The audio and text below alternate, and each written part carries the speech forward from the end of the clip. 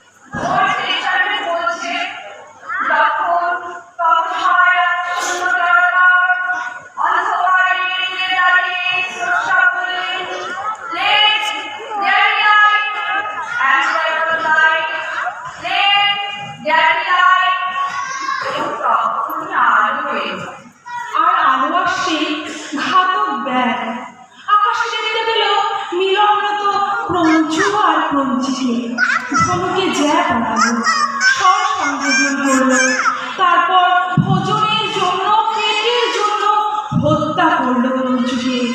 তমসার তীরে দাঁড়িয়ে একদা এক ঘাতক এখন ভজন গাইবে। শোক হলো শ্লোক।